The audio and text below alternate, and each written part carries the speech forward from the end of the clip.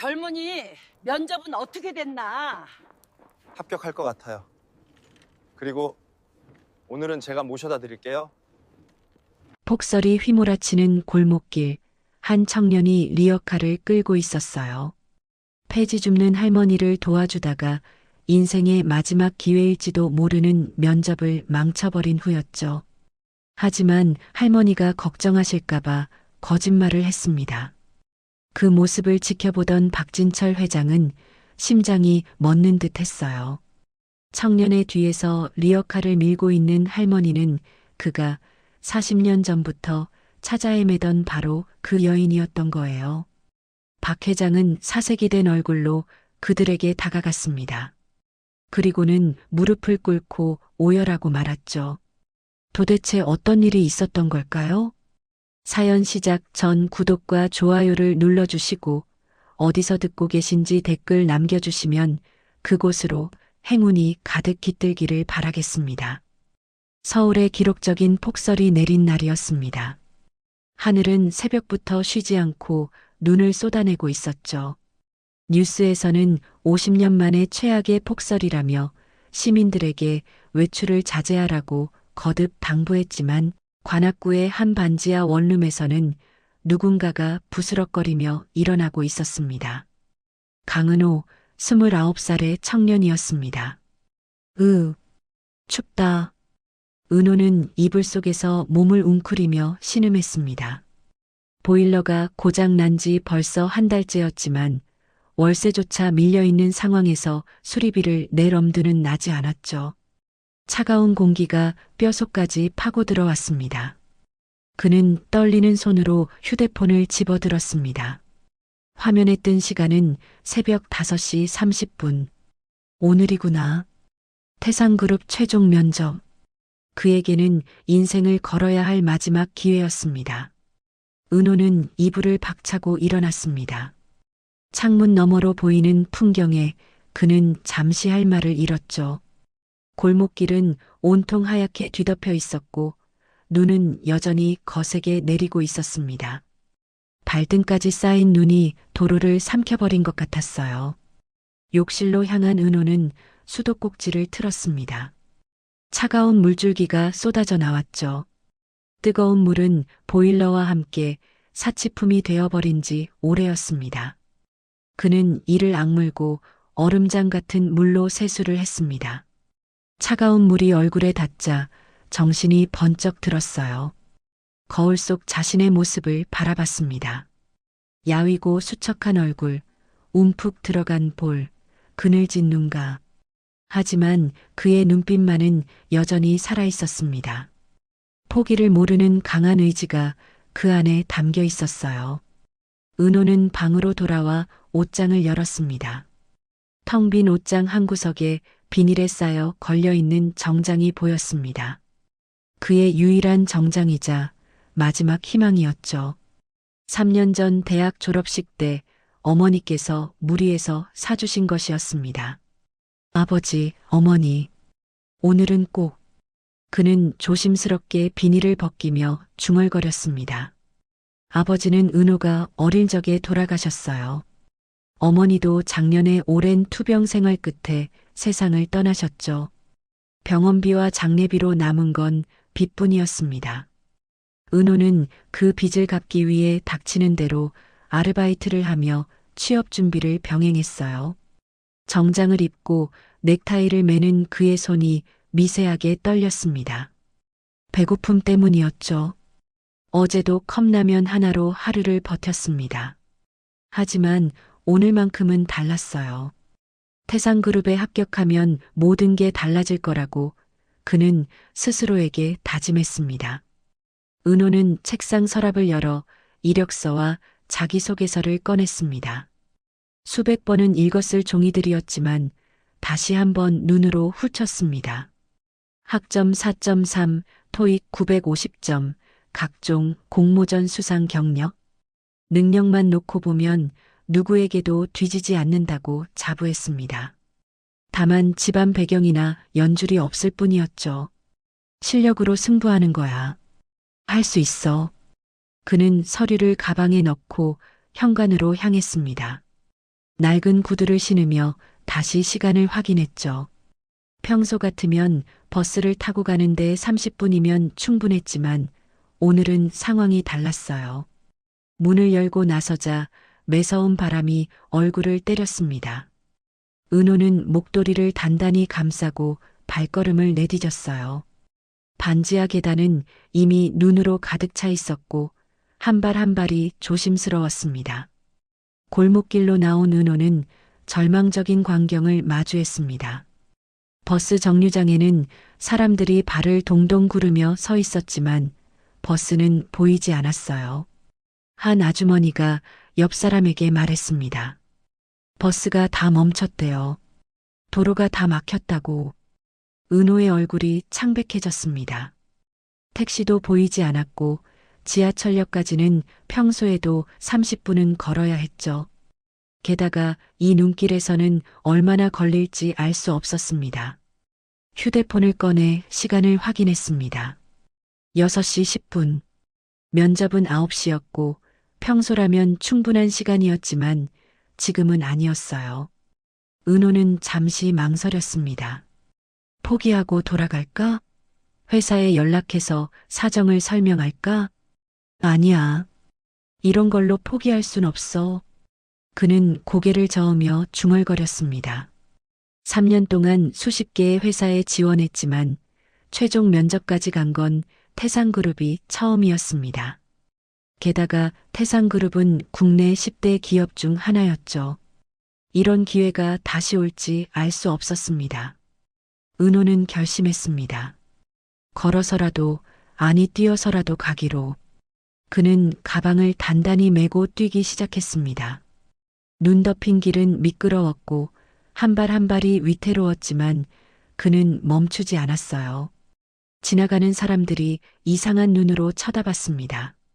이런 폭설에 정장을 입고 뛰어가는 청년이 기이해 보였겠죠.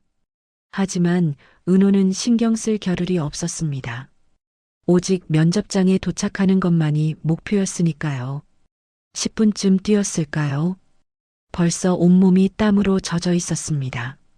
하지만 아직 갈 길은 멀었죠. 은호는 잠시 멈춰서서 숨을 고르며 하늘을 올려다봤습니다. 여전히 눈은 멈출 기미가 보이지 않았어요. 제발, 오늘만큼은. 그는 간절히 기도하며 다시 뛰기 시작했습니다. 부모님이 하늘에서 지켜보고 계실 거라고, 분명 도와주실 거라고 믿으면서 말이죠. 1시간 넘게 눈길을 헤치며 달려온 은호는 마침내 태상그룹 본사가 보이는 곳까지 도착했습니다. 가쁜 숨을 몰아쉬며 잠시 멈춰섰죠.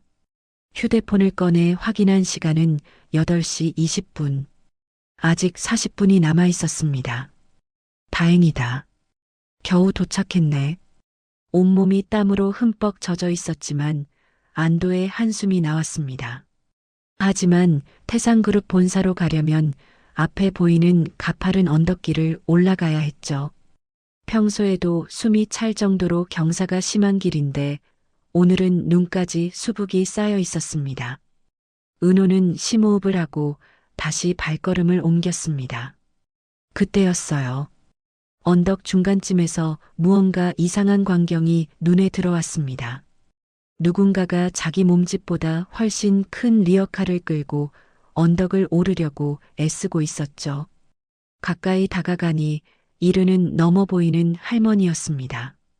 낡은 겨울 점퍼를 입고 털모자를 깊숙이 눌러 쓴 할머니는 온 힘을 다해 리어카를 끌고 있었어요. 리어카에는 폐지가 산더미처럼 쌓여 있었고 그 무게만 해도 엄청나 보였습니다. 으이고, 으이고. 할머니의 낮은 신음소리가 들렸습니다.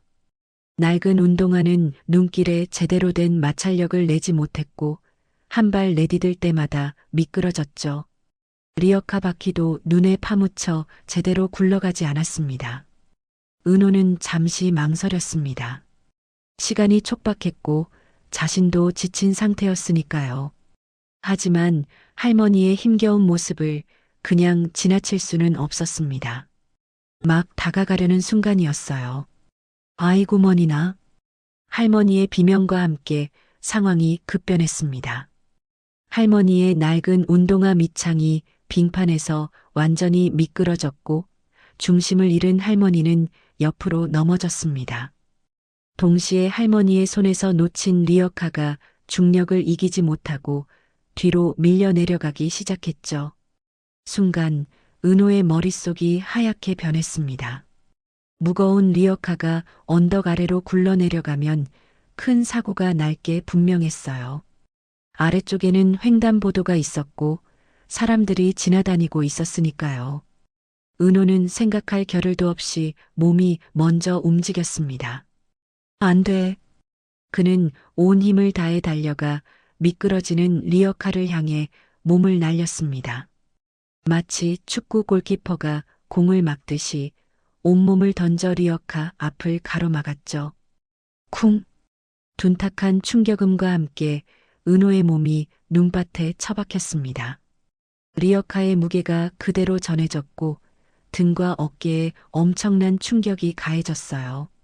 그래도 은호는 이를 악물고 리어카를 붙잡았습니다. 미끄러지는 리어카를 막기 위해 발을 땅에 단단히 고정시키려 했지만 그마저도 쉽지 않았죠.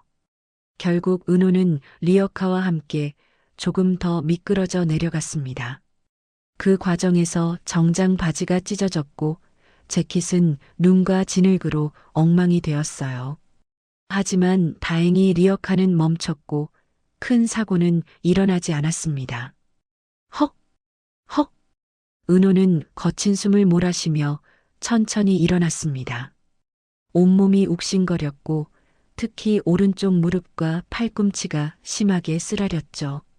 그제야 자신의 모습을 내려다본 은호는 망연자실했습니다. 유일한 정장은 완전히 망가져 있었습니다. 바지 무릎 부분은 크게 찢어져 있었고 재킷은 눈에 젖고 진흙이 묻어 도저히 면접장에 입고 갈 수 있는 상태가 아니었어요. 구두도 한쪽이 벗겨져 있었고 가방은 어디론가 날아가 버렸습니다. 어머나 어머나. 젊은이. 넘어졌던 할머니가 허둥지둥 다가왔습니다.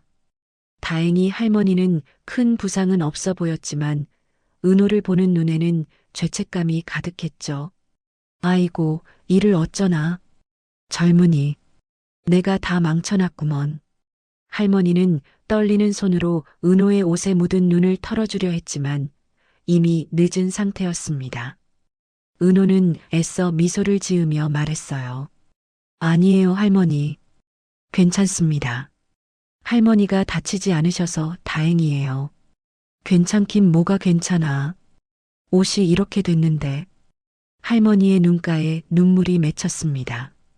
주름진 얼굴에는 미안함과 고마움이 동시에 묻어났죠. 은호는 찢어진 바지를 보며 속으로 한숨을 삼켰지만 할머니 앞에서는 내색하지 않았습니다. 정말 괜찮아요. 옷이야 또 사면 되죠. 거짓말이었습니다. 은호에게는 새 정장을 살 돈이 없었으니까요. 하지만 할머니를 더 미안하게 만들고 싶지 않았습니다. 할머니는 은호를 위아래로 훑어보며 물었습니다. 그런데 젊은이, 이런 차림으로 혹시 어디 면접이라도 보러 가는 건가? 은호는 쓴웃음을 지었습니다. 아, 네. 여기 근처 태상그룹이요. 태상그룹? 아이고, 그 큰 회사를. 할머니의 얼굴이 더욱 어두워졌습니다. 자신 때문에 젊은이의 인생이 걸린 면접을 망쳤다는 생각에 가슴이 무너지는 것 같았죠. 정말 미안하구먼. 내가 어떻게 보상을. 아니에요, 할머니. 제가 선택한 거예요. 그리고 사실 붙을 가능성도 별로 없었어요. 은호는 담담하게 말했지만 속은 타들어가고 있었습니다. 3년 만에 잡은 기회였는데 이렇게 허무하게 날려버리다니. 하지만 이미 엎질러진 물이었죠. 할머니는 한참 동안 뭔가를 고민하는 듯 했습니다. 그러더니 갑자기 두꺼운 점퍼 주머니 깊숙한 곳에 손을 넣어 무언가를 꺼내기 시작했어요. 낡은 천으로 몇 겹이나 쌓인 작은 물건이었습니다. 잠깐만. 이거. 할머니는 조심스럽게 천을 풀었습니다. 그 안에서 나온 것은 오래된 만년필이었어요. 세월의 흔적이 역력했지만 은은한 광택이 남아있는 고급스러운 만년필이었죠. 이거 받아. 할머니가 만년필을 은호에게 내밀었습니다. 은호는 당황했어요. 아니, 할머니. 이런 건 받을 수 없어요. 받아, 제발. 내가 평생 지녀온 부적 같은 거야. 이게 젊은이에게 행운을 줄 걸세. 자네가 나에겐 생명의 은인이니까 이 만년필이 자네에게 갈 차례인가 봐. 할머니의 눈동자가 흔들렸습니다. 줄 수 있는 건 없고 청년의 인생을 망친 것 같아 가슴이 미어지는 표정이었습니다. 하지만 할머니의 진심 어린 눈빛에 은호는 더 이상 거절할 수 없었습니다. 떨리는 손으로 만년필을 받아들었죠. 감사합니다, 할머니. 정말 소중히 간직할게요. 그래, 그래야지. 그리고 면접. 포기하지 마. 이 모습 그대로가. 오히려 자네의 진짜 모습을 보여줄 수 있을 거야. 할머니의 말에 은호는 고개를 끄덕였습니다. 이미 포기했던 마음이었지만 할머니의 격려에 다시 한번 용기가 생겼어요. 네, 할머니. 한번 가보겠습니다. 은호는 만년필을 재킷 안주머니에 조심스럽게 넣었습니다. 그리고 떨어진 가방을 주워들고 다시 언덕을 오르기 시작했죠. 뒤에서 할머니가 외쳤습니다. 젊은이, 꼭 붙을 거야. 내가 장담해. 은호는 뒤돌아 할머니에게 손을 흔들었습니다. 찢어진 바지 사이로 차가운 바람이 들어왔고 무릎에서는 피가 배어나오고 있었지만 이상하게도 마음은 따뜻했어요. 절뚝거리며 언덕을 오르는 은호의 뒷모습을 할머니는 한참 동안 바라봤습니다. 그리고 조용히 중얼거렸죠.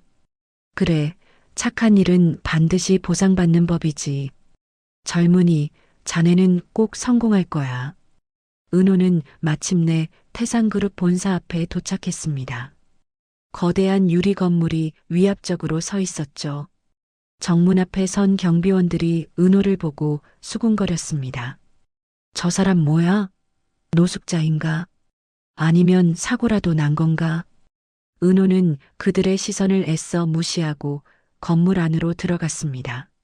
로비에 있던 사람들도 모두 은호를 쳐다봤죠. 찢어진 정장, 진흙 묻은 얼굴, 절뚝거리는 걸음걸이. 누가 봐도 면접 보러 온 사람 같지 않았습니다. 하지만 은호는 당당히 엘리베이터를 향해 걸었습니다. 주머니 속 만년필이 따뜻하게 느껴졌어요. 할머니가 준 행운의 부적이 정말로 기적을 일으켜 줄까요? 은호는 간절한 마음으로 엘리베이터 버튼을 눌렀습니다. 엘리베이터가 열리자 은호는 심호흡을 하고 면접 대기실로 향했습니다. 복도를 걸을 때마다 찢어진 바지 사이로 들어오는 차가운 공기가 상처를 쓰라리게 했지만 이제 와서 돌아갈 수는 없었죠. 면접 대기실 문을 열고 들어서는 순간 은호는 수십 개의 시선이 일제히 자신에게 쏠리는 것을 느꼈습니다. 깔끔한 정장을 입은 지원자들이 가득한 대기실에서 은호의 모습은 너무나 이질적이었어요. 어머, 저게 뭐야? 설마 면접 보러 온 건 아니겠지? 수군거리는 소리가 여기저기서 들려왔습니다. 한 여성 지원자는 대놓고 코를 막으며 인상을 찌푸렸고 옆자리에 앉은 남성은 은호를 위아래로 훑어보며 비웃음을 감추지 않았죠. 아니, 태상그룹 면접에 저런 차림으로 오다니. 정신이 나간 거 아니야? 아니면 일부러 관심 끌려고 그러는 건가? 은호는 묵묵히 구석자리를 찾아 앉았습니다. 진흙이 묻은 재킷을 벗고 싶었지만 안에 입은 와이셔츠도 땀과 눈에 젖어 있었기에 그마저도 할 수 없었죠. 실례지만 갑자기 누군가 은호에게 다가왔습니다. 단정한 정장을 입은 남자 지원자였죠. 혹시 사고라도 나신 건가요? 병원에 먼저 가보시는 게 겉으로는 걱정하는 듯 했지만 그의 목소리에는 경멸이 섞여 있었습니다. 이런 꼴로 면접을 보러 왔다니 제정신이 아니구나라는 속마음이 다 드러났죠. 걱정해 주셔서 감사합니다. 괜찮아요. 은호가 짧게 대답하자 남자는 고개를 저으며 자리로 돌아갔습니다. 은호는 고개를 숙이고 주먹을 꽉 쥐었습니다. 창피하고 부끄러웠지만 이미 여기까지 온 이상 포기할 수 없었어요. 주머니 속 만년필을 만지며 할머니의 말을 떠올렸습니다. 포기하지 마. 이 모습 그대로 가. 오히려 자네의 진짜 모습을 보여줄 수 있을 거야. 그때 대기실 문이 열리고 직원이 들어왔습니다. 강은호님 면접 준비해 주세요. 은호가 일어서자 대기실이 다시 한번 술렁였습니다. 직원도 은호의 모습을 보고 잠시 당황한 표정을 지었지만 이내 프로답게 표정을 관리했죠. 저쪽으로 오시면 됩니다. 은호는 모든 시선을 등에 받으며 대기실을 나갔습니다.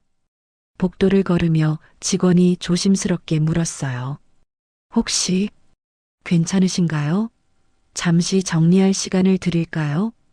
아니요, 괜찮습니다. 이대로 들어가겠습니다. 직원은 의아한 표정을 지었지만 더 이상 묻지 않았습니다. 면접실 앞에 도착하자 은호는 마지막으로 심호흡을 했죠. 그리고 문을 두드렸습니다. 들어오세요. 문을 열고 들어서자 5명의 면접관이 앉아 있었습니다. 그들의 표정이 일순간 굳어지는 것이 보였어요. 특히 가운데 앉은 인사팀장으로 보이는 중년 여성은 노골적으로 인상을 찌푸렸습니다. 이게 무슨... 그녀는 말을 잇지 못했습니다. 옆에 앉은 젊은 면접관도 코를 막는 신용을 하며 고개를 돌렸죠. 하지만 은호는 그 모든 시선을 받으며 당당히 인사했습니다. 안녕하십니까? 경영지원팀에 지원한 강은호입니다. 그때였습니다. 맨 끝자리에 앉아있던 누군가가 은호를 유심히 바라보고 있다는 것을 느꼈어요. 은발이 섞인 중후한 신사였는데 다른 면접관들과는 달리 경멸이나 당황이 아닌 묘한 호기심이 담긴 눈빛이었습니다. 박진철 회장이었습니다. 회장은 최종 면접에 직접 참관하는 것으로 유명했죠. 하지만 보통은 조용히 관찰만 할 뿐 직접 나서는 일은 거의 없었습니다. 오늘도 마찬가지일 거라고 다들 생각했어요. 강은호 씨, 인사팀장이 차가운 목소리로 물었습니다.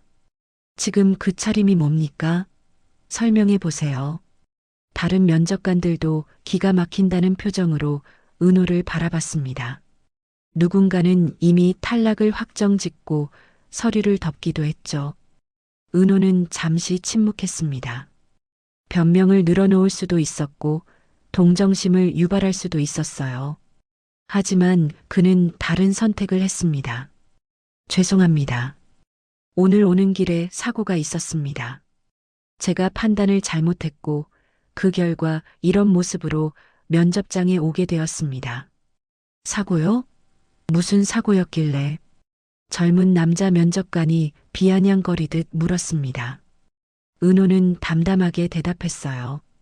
폭설로 미끄러진 할머니의 리어카가 언덕 아래로 굴러내려가는 것을 막다가 이렇게 되었습니다.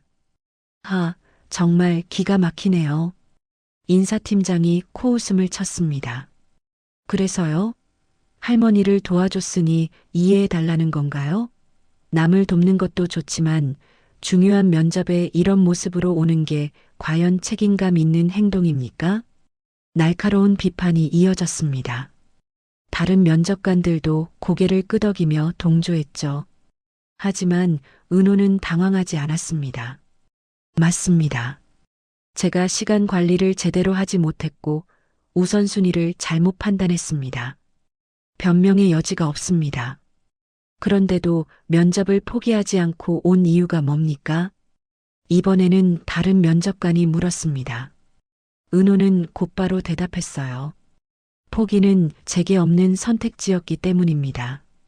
비록 이런 모습이지만 제 실력과 열정을 보여드릴 기회를 놓치고 싶지 않았습니다. 실력이요? 인사팀장이 서류를 뒤적이며 말했습니다. 학점 4.3, 토익 950점. 스펙은 훌륭하네요. 하지만 이런 기본적인 것도 지키지 못하는 사람이 과연 우리 회사에서 일할 자격이 있을까요? 순간 맨 끝에서 조용히 듣고 있던 박진철 회장이 입을 열었습니다. 강은호 씨, 낮고 중후한 목소리에 모든 시선이 회장에게로 향했습니다. 면접관들도 놀란 표정을 지었죠. 회장이 직접 질문하는 일은 극히 드물었으니까요. 오늘 아침 폭설 상황에서 느낀 점이 있다면 말해보세요. 뜬금없는 질문이었지만 은호는 잠시 생각한 뒤 대답했습니다. 대중교통이 마비되고 도시 기능이 정지된 것을 보며 우리가 당연하게 여기는 시스템이 얼마나 취약한지 깨달았습니다. 위기 상황에서는 매뉴얼보다 현장 판단력이 중요하다는 것도 느꼈고요. 회장의 눈이 미세하게 반짝였습니다. 그래서 할머니를 도왔다는 건가요? 아니요. 그건 그냥 본능이었습니다. 위험한 상황을 보고 그냥 지나칠 수 없었어요. 본능이라. 회장은 은호를 뚫어지게 바라봤습니다. 찢어진 바지 사이로 보이는 상처, 진흙 묻은 재킷, 그럼에도 꺾이지 않는 고든 눈빛. 회장은 그 모든 것을 세심하게 관찰했죠. 만약 오늘 같은 상황이 회사에서 발생한다면 강은호 씨는 어떻게 하겠습니까? 구체적으로 어떤 상황을 말씀하시는 건지. 예를 들어 중요한 프레젠테이션을 앞두고 있는데 동료가 위험에 처했다면요? 은호는 망설임 없이 대답했습니다. 먼저 동료를 돕고 그 다음에 프레젠테이션을 수습할 방법을 찾겠습니다. 그것 때문에 회사가 큰 손실을 본다면 제가 책임지겠습니다. 하지만 사람이 먼저라고 생각합니다. 회사의 진정한 자산은 사람이니까요. 인사팀장이 끼어들었습니다. 이상적인 대답이네요. 하지만 현실은 다릅니다.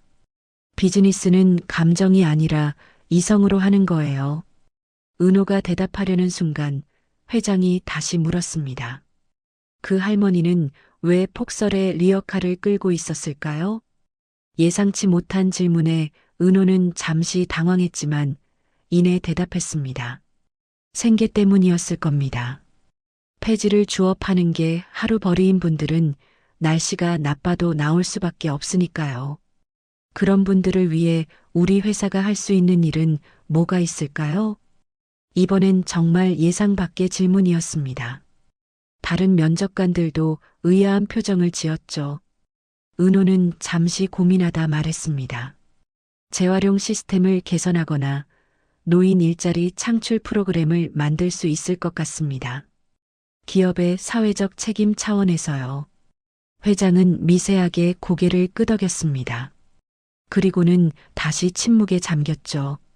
다른 면접관들이 이어서 전공 지식이나 경험에 대한 질문을 했지만 은호의 대답은 명확하고 논리적이었습니다.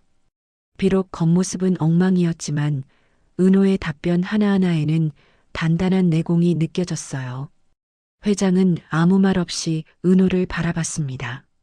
그 눈빛에는 알 수 없는 그리움 같은 것이 스쳐 지나갔죠.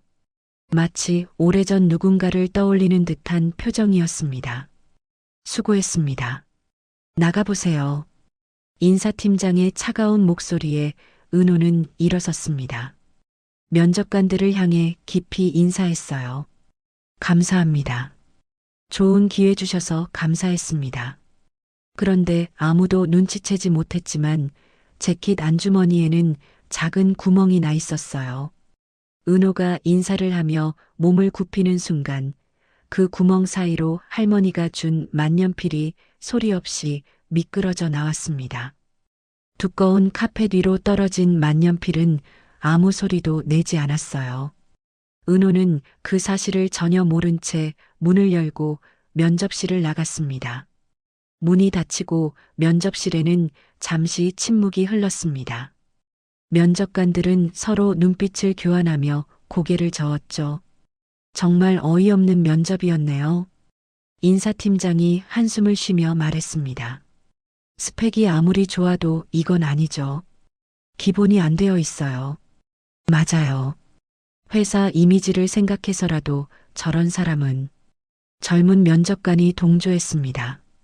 다른 면접관들도 하나둘 부정적인 평가를 늘어놓기 시작했죠. 솔직히 동정심을 유발하려는 쇼 같기도 했어요. 그러게요. 할머니를 도왔다는 것도 믿기 어렵고. 박진철 회장은 여전히 침묵을 지키고 있었습니다. 면접관들의 대화를 듣는 둥만은 깊은 생각에 잠겨 있었죠. 그러다가 천천히 자리에서 일어났습니다. 회장님, 벌써 가시는 겁니까? 인사팀장이 놀라며 물었습니다. 보통 회장은 면접이 모두 끝날 때까지 자리를 지키곤 했으니까요. 잠시 나갔다 오겠네. 회장은 짧게 대답하고 문을 향해 걸었습니다. 그런데 몇 발자국 가다가 갑자기 멈춰 섰어요. 시선이 바닥의 어느 한 지점에 고정되었습니다. 카펫 위에 무언가가 은은하게 반짝이고 있었습니다. 회장은 천천히 그것을 향해 다가갔죠. 가까이서 보니 오래된 만년필이었습니다. 누군가 떨어뜨린 것이 분명했어요. 방금 나간 지원자가 떨어뜨린 건가? 회장은 만년필을 집어들었습니다. 순간 그의 표정이 굳어졌어요. 만년필은 확실히 오래된 것이었지만 단순히 오래되었다고 해서 놀란 것이 아니었습니다.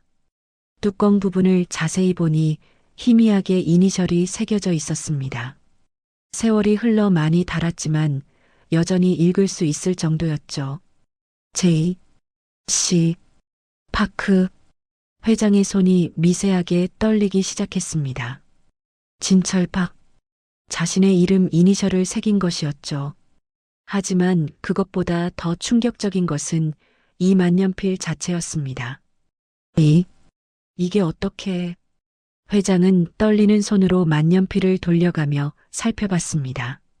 몸체에 새겨진 독특한 문양, 뚜껑의 특별한 디자인 틀림없었습니다. 이것은 40년 전 자신이 직접 디자인해서 주문 제작한 만년필이었어요. 회장님, 괜찮으십니까? 인사팀장이 이상함을 눈치채고 다가왔습니다. 회장의 얼굴이 창백해져 있었거든요. 아니네. 잠시만. 회장은 만년필을 꽉 쥐고 잠시 휘청였습니다. 40년 전의 기억이 파도처럼 밀려왔죠. 당시 20대 후반이었던 박진철은 야심찬 청년 사업가였습니다. 대학을 졸업하자마자 친구들과 함께 작은 무역회사를 차렸죠. 모든 것이 순조로워 보였고 성공을 확신했습니다.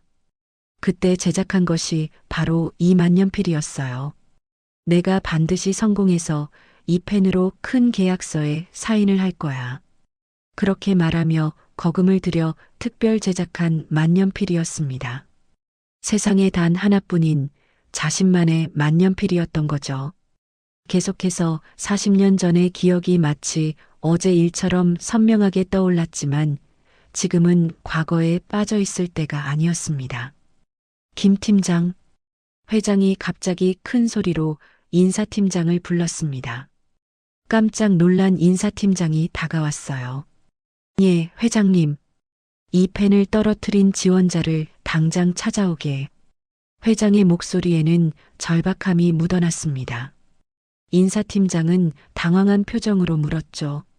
그게 왜 그러시는지 여쭤봐도 지금은 설명할 시간이 없네. 어서. 회장의 단호한 말에 인사팀장은 더 이상 묻지 않고 서둘러 면접실을 나갔습니다. 남은 면접관들은 어리둥절한 표정으로 서로를 바라봤죠. 회장은 다시 만년필을 들여다봤습니다. 펜의 몸통을 천천히 돌리며 세세한 부분까지 확인했어요.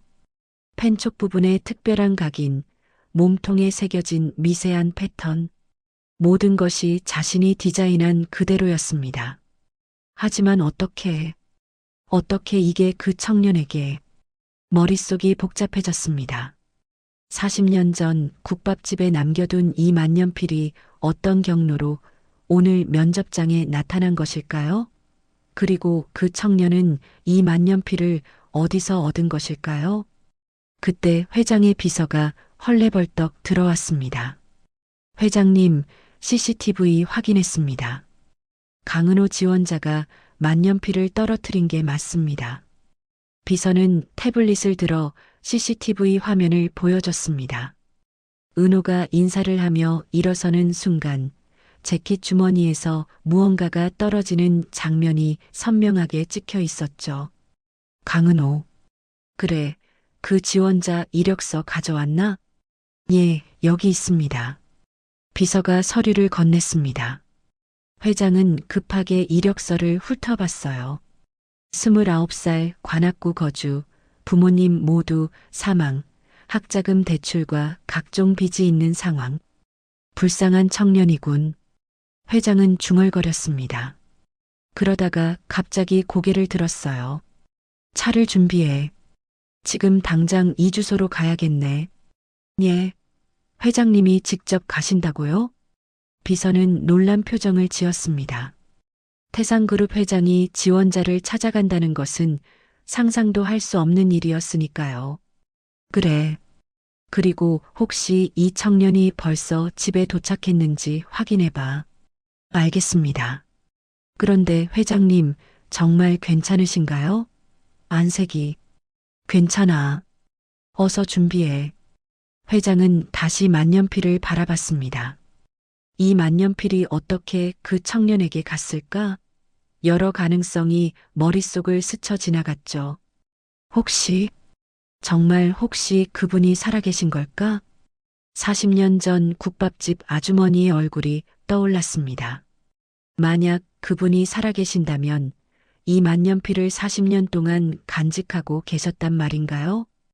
회장님, 건물 경비실에 확인해 보니 강은호 씨는 약 15분 전에 건물을 나갔다고 합니다. 15분. 이 폭설에 멀리 가지는 못했겠지. 어서 가자. 회장은 서둘러 면접실을 나섰습니다. 엘리베이터를 타고 지하 주차장으로 내려가는 동안 그의 머릿속은 온통 과거의 기억으로 가득했죠. 40년 전 첫 사업에 실패하고 모든 것을 잃었을 때, 빚쟁이들에게 쫓기며 며칠을 굶었던 그때, 차가운 한강 다리 위에서 죽음을 생각했던 그 순간. 회장님, 차 준비됐습니다. 비서의 목소리에 회장은 현실로 돌아왔습니다. 검은색 세단에 올라탄 회장은 만년필을 가슴에 품었어요. 그 청년 집으로 가게. 예, 회장님. 그런데 이 날씨에 그쪽은 길이 많이 막힐 것 같은데요. 상관없어. 천천히 가도 좋으니 안전하게 가게. 차가 출발하자 회장은 창밖을 바라봤습니다. 여전히 눈은 펑펑 내리고 있었고 도로는 하얗게 뒤덮여 있었죠. 마치 40년 전 그날처럼. 그날도 이렇게 추운 겨울이었지. 회장님, 혹시 그 청년과 어떤 관계가 있으신가요? 조심스럽게 묻는 비서에게 회장은 고개를 저었습니다. 아니, 처음 본 청년이야. 하지만 회장은 말을 멈췄습니다. 어떻게 설명해야 할까요? 40년 전의 이야기를, 그리고 이 만년필에 담긴 사연을. 이 만년필이 내게는 아주 특별한 물건이거든. 어떻게 그 청년이 가지고 있었는지 꼭 알아야 해. 비서는 더 이상 묻지 않았습니다. 회장의 표정이 너무나 진지했으니까요. 그리고는 태블릿을 보며 말했습니다. 회장님, 강은호 씨의 추가 정보를 확인했는데요. 어머니가 작년에 폐암으로 돌아가셨고 병원비 때문에 상당한 빚이 있다고 합니다. 그래. 그리고 현재 반지하 원룸에서 자취 중이고 여러 아르바이트를 전전하며 생활하고 있다고. 회장은 눈을 감았습니다. 그 청년도 자신처럼 어려운 시절을 보내고 있는 것이었어요. 그런데도 할머니를 돕느라 면접을 망쳤다니 참 대단한 청년이야. 회장은 중얼거렸습니다. 그리고 다시 창밖을 바라봤죠. 어서 그 청년을 만나야 해. 그리고 이 만년필의 비밀을 알아내야 해. 회장은 간절한 마음으로 기도했습니다. 제발 그분이 살아계시기를, 그리고 이번에는 꼭 만날 수 있기를. 한편 면접장을 나선 은호의 발걸음은 무거웠습니다. 아니, 무겁다는 표현으로는 부족했죠. 마치 발목에 쇠사슬을 매단 것처럼 한 걸음 한 걸음이 힘겹게 느껴졌습니다. 건물 밖으로 나오자 여전히 눈은 멈출 기미가 보이지 않았어요. 하늘은 온통 회색빛이었고 차가운 바람이 얼굴을 때렸습니다. 은호는 찢어진 바지를 내려다봤어요. 무릎 부분이 크게 찢어져서 상처가 그대로 드러나 있었죠. 진흙과 눈이 뒤섞여 얼룩덜룩해진 재킷은 이제 정장이라고 부르기도 민망한 지경이었습니다. 긴 한숨이 입에서 새어나왔습니다. 은호는 고개를 들어 하늘을 올려다봤어요. 눈송이들이 끊임없이 떨어지고 있었죠. 마치 자신의 인생처럼 끝없이 추락하는 것 같았습니다. 3년이었는데 겨우 잡았던 그 마지막 기회를 이렇게 망쳐버렸어요. 아무리 생각해도 합격은 어려워 보였습니다. 면접관들의 차가운 눈빛이 아직도 생생했죠. 특히 인사팀장의 경멸 어린 표정은 가슴에 못을 박는 것 같았습니다. 은호는 터벅터벅 걸음을 옮겼습니다. 눈 쌓인 길을 걷는 것이 평소보다 힘들었지만 마음은 그보다 더 무거웠어요. 집으로 돌아가면 뭘 해야 할까요? 다시 구직 사이트를 뒤지고 이력서를 넣고 또 떨어지기를 반복해야 할까요? 어머니, 죄송해요. 은호는 하늘을 향해 속으로 말했습니다. 작년에 돌아가신 어머니가 떠올랐어요. 한참을 걸었을까요? 은호는 자신의 동네 골목길로 접어들었습니다. 익숙한 풍경이었지만 오늘은 모든 게 낯설게 느껴졌어요. 골목 양쪽으로 눈이 발목까지 쌓여 있었고 사람들은 거의 보이지 않았죠. 그때였습니다. 으이고, 낯익은 신음소리가 들려왔어요. 은호는 고개를 들었습니다. 골목 저편에서 누군가 리어카를 끌고 오고 있었죠. 가까이 다가가자 은호의 눈이 커졌습니다. 할머니? 그렇습니다. 오늘 아침 언덕길에서 만났던 바로 그 할머니였어요. 여전히 낡은 겨울 점퍼를 입고 털모자를 깊숙이 눌러 쓴 할머니는 폐지로 가득 찬 리어카를 끌고 있었습니다. 리어카 위에는 눈이 하얗게 쌓여 있었고 할머니의 어깨에도 눈이 수북이 내려앉아 있었죠. 할머니는 은호를 보자 얼굴에 환한 미소를 지었습니다. 어머, 젊은이, 또 만났구먼. 할머니의 목소리는 반가움으로 가득 차 있었어요. 하지만 그 미소 뒤에는 걱정이 숨어 있었죠. 할머니는 은호의 모습을 위아래로 훑어봤습니다. 여전히 찢어진 바지, 더러워진 재킷, 아침과 똑같은 차림이었습니다. 면접은 어떻게 됐어? 붙었어? 할머니가 조심스럽게 물었습니다. 떨리는 손으로 은호의 팔을 잡으며 기대 어린 눈빛을 보냈죠. 은호는 그 눈빛을 마주하는 순간 가슴이 철렁 내려앉는 것을 느꼈습니다. 할머니는 자신 때문에 은호의 면접이 망쳤다고 생각하고 있었어요. 아침에도 그렇게 미안해 하셨죠. 만약 지금 솔직하게 떨어졌다고 말한다면 할머니는 얼마나 자책하실까요? 평생 그 죄책감을 안고 사실지도 모릅니다. 은호는 결심했습니다. 할머니, 은호는 억지로 환한 미소를 지었습니다. 입꼬리를 최대한 올리고 눈을 반달 모양으로 만들었죠. 마치 정말로 좋은 일이 있었던 것처럼 말입니다. 할머니가 주신 부적 덕분에 면접 대박 났어요. 은호의 목소리는 일부러 밝게 떨었습니다. 할머니의 얼굴이 환해지는 것이 보였어요. 정말, 정말이고, 네, 면접관들이 제 얘기 진짜 잘 들어주셨어요. 질문도 많이 하시고요. 거짓말이었습니다. 하지만 은호는 계속 웃으며 말을 이어갔어요. 저 합격할 것 같아요. 아니, 분명히 합격할 거예요. 할머니는 은호의 손을 꽉 잡았습니다. 거친 손바닥의 온기가 은호에게 전해졌죠. 그래, 그래야지. 내가 그럴 줄 알았어. 착한 일은 복으로 돌아오는 법이야. 할머니의 눈가에 기쁨의 눈물이 맺혔습니다. 주름진 얼굴 가득 미소가 번졌죠. 은호는 그 모습을 보며 속으로 다짐했습니다. 이 거짓말만큼은 꼭 진짜로 만들어야 해. 할머니는 은호의 등을 도닥여주며 말했습니다. 얼른 집에 들어가서 쉬어. 옷도 갈아입고. 오늘 고생 많았어. 할머니도 어서 들어가세요. 날씨가 너무 추운데.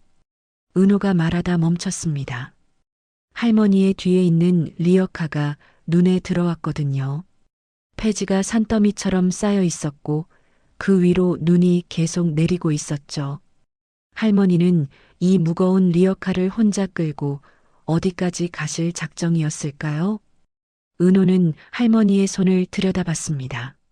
낡은 털장갑을 끼고 계셨는데 곳곳이 해져서 손가락이 삐져나와 있었어요.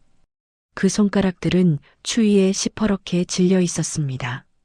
할머니, 어디까지 가세요? 응? 아, 고물상이 한 10분쯤 걸어가면 있는데. 제가 모셔다 드릴게요. 은호는 주저없이 말했습니다. 할머니는 깜짝 놀란 표정을 지었어요.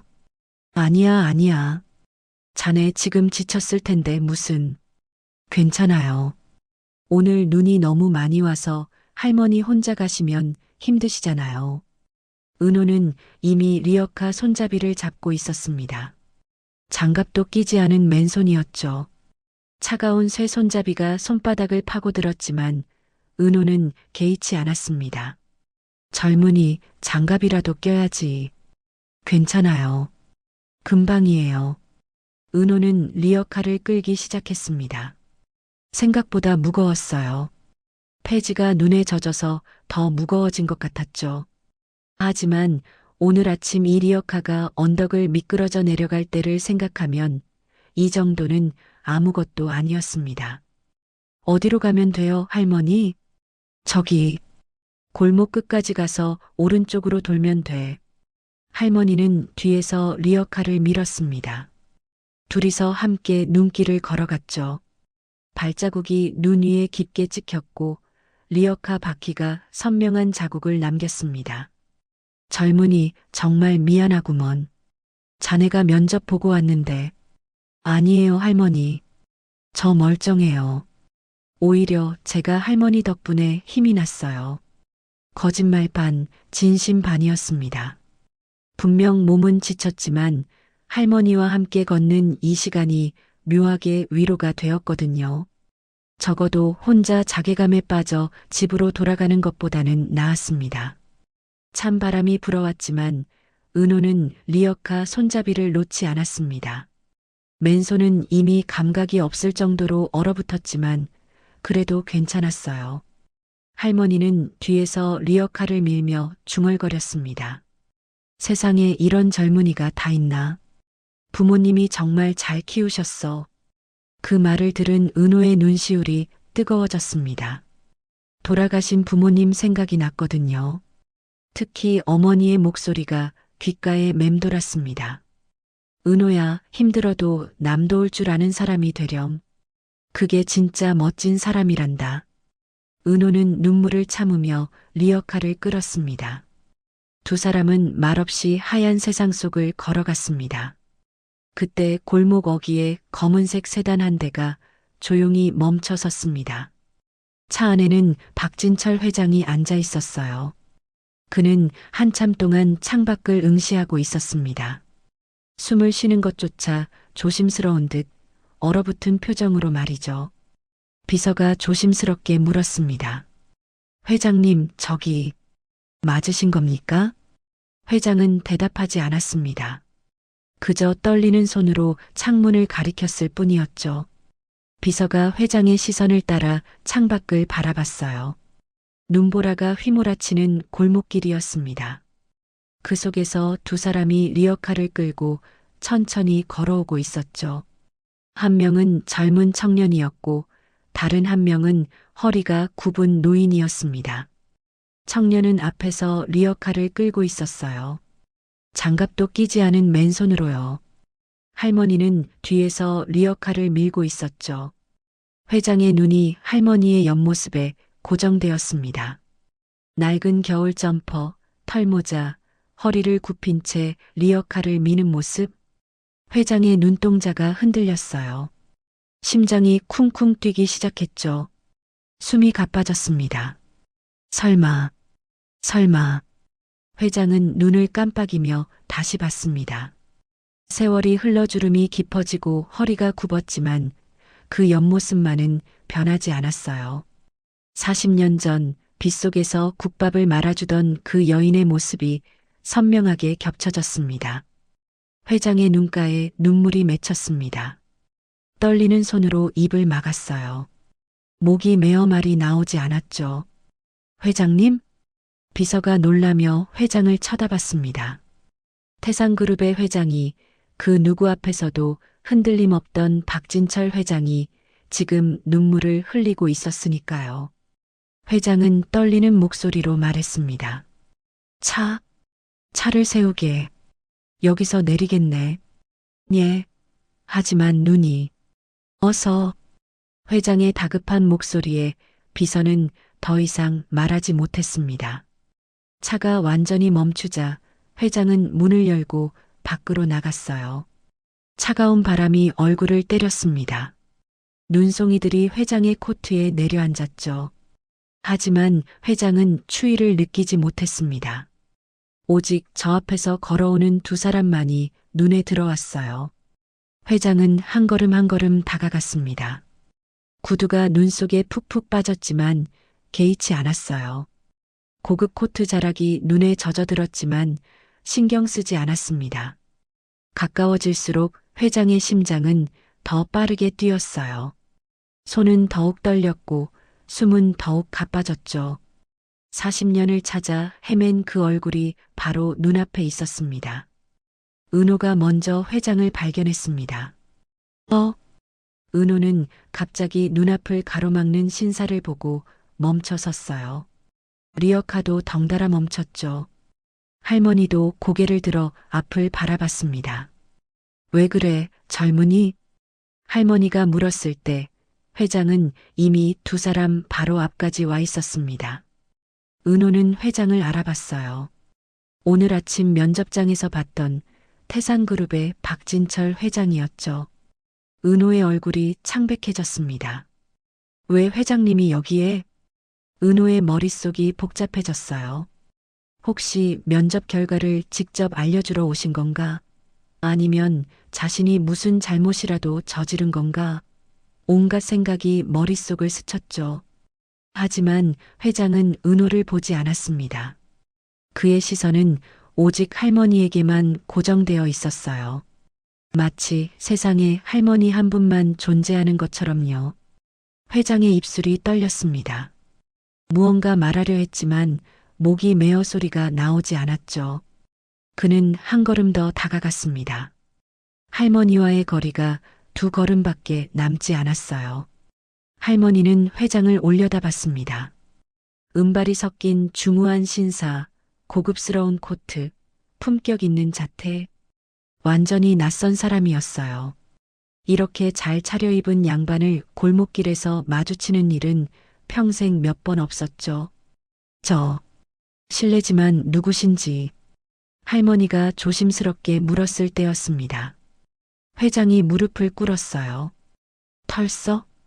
둔탁한 소리와 함께 회장의 무릎이 눈밭에 닿았습니다. 고급 바지가 눈에 젖어들었고 차가운 눈이 무릎을 파고들었지만 회장은 전혀 신경 쓰지 않았어요. 은호와 할머니는 깜짝 놀라 입을 벌렸습니다. 아니, 이게 무슨... 할머니가 당황해서 말했습니다. 손을 내밀어 회장을 일으키려 했지만 회장은 고개를 더 깊이 숙였어요. 이마가 거의 눈밭에 닿을 듯 말 듯 했죠. 일어나세요. 어른께서 왜 이러십니까? 할머니의 목소리에는 당혹감이 가득했어요. 자신보다 훨씬 젊어 보이는, 그것도 이렇게 고귀해 보이는 양반이 자기 앞에 무릎을 꿇다니. 할머니는 어찌할 바를 몰라 했죠. 은호도 황급히 다가가 회장의 팔을 잡으려 했습니다. 회장님, 일어나십시오. 무슨 일이신지. 하지만 회장은 꿈쩍도 하지 않았어요. 그저 고개를 숙인 채 떨고 있을 뿐이었습니다. 어깨가 들썩거렸죠. 울고 있는 것 같았어요. 잠시 침묵이 흘렀습니다.